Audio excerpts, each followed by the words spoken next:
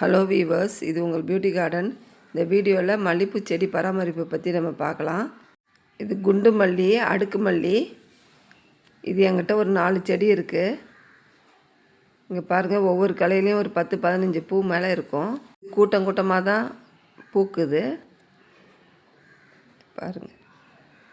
இதுக்கு மண் கலவைன்னு பார்த்தீங்கன்னா, ஒரு பங்கு தோட்டத்து மண், ஒரு பங்கு மாட்டு எரு, ஒரு பங்கு கொக்கோ பிட்டு, கொஞ்சம் வேப்ப முன்னாக்கு கலந்து வைக்கலாம். சாம்பல் இருந்தாலும் சேர்த்துக்கலாம். மல்லி செடிக்கு பெரிய டப்பாக இருந்தால் தான் நம்மளுக்கு நல்லது. நிறைய கிளை விட்டு நிறைய பூ பூக்கும். இது மாதிரி பெரிய அளவு டப்பாக எடுத்துக்கோங்க. நம்மளுக்கு முதல் பராமரிப்பு என்னென்னா, பனி சீசன் முடிஞ்ச உடனே நம்ம எல்லா கிளையும் கவாத்து பண்ணி விட்டுறணும். ஒரு மாதத்துக்குள்ளே அது துளிர் விட்டு நிறைய மொட்டு வைக்கும். பூ பூக்க பூக்க பூத்து முடிஞ்ச உடனே அந்த கிளையை நம்ம கட் பண்ணி விட்டுக்கிட்டே இருக்கணும். அப்போ தான் நிறைய பூ வைக்கும். இந்த சீசனுக்கு நம்ம அப்பப்போ இதுக்கு உரம் கொடுக்கணும். அப்போ தான் நிறைய பூக்கள் பூக்கும். மாதம் ஒரு முறை தொழு உரம் கொடுக்கலாம். வாரத்துக்கு ஒரு முறை நம்ம ஏதாவது ஒரு புண்ணாக்கு கொடுக்கலாம்.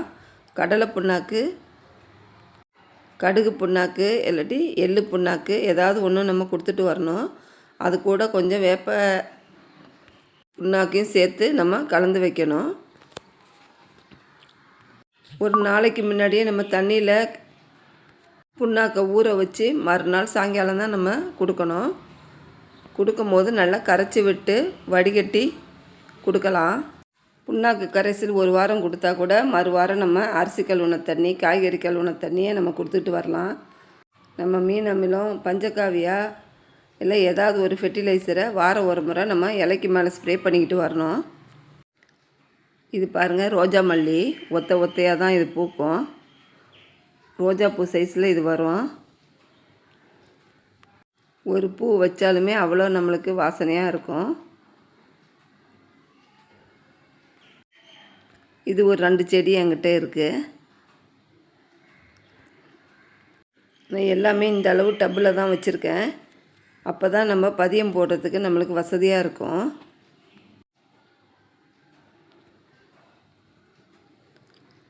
அடுத்து நம்ம புதுசாக பதியம் போட்டு எடுத்து வச்ச செடி. இப்போ தான் ஒரு 10-20 நாள் தான் ஆகுது. இப்போ தான் லைட்டாக துளிர் விடுது. இதுவும் குண்டு மல்லி தான்.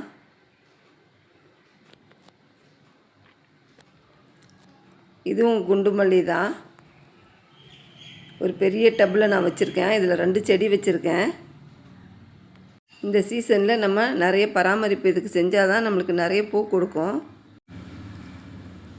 ஒரு செடி இருந்தால் போதும். நம்ம பதியம் போட்டு நம்ம எடுத்து வச்சுக்கிட்டே இருக்கலாம். பதியம் போடுறது எப்படின்னு நான் ஒரு வீடியோ கொடுத்துருக்கேன். வேணும்னா செக் பண்ணி பாருங்கள். இதுலேயுமே எவ்வளோ பூ இருக்குது பாருங்கள். எங்கிட்ட மொத்தத்தில் மல்லி செடியே ஒரு 7-8 செடி இருக்குது.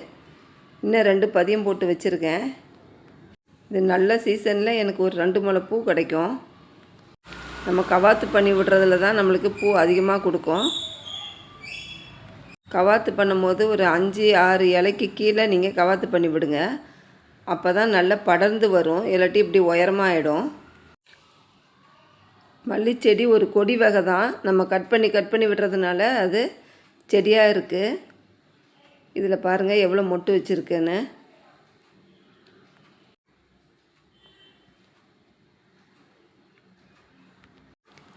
என்கிட்ட இருவாச்சியும் இருக்குது. அது இன்னும் பூ வைக்கலை. அவ்வளோதாங்க இந்த செடியோட பராமரிப்பு. இந்த வீடியோ உங்களுக்கு பிடிச்சிருந்தா என் சேனலை சப்போர்ட் பண்ணுங்கள், சப்ஸ்கிரைப் பண்ணுங்கள். தேங்க்யூ.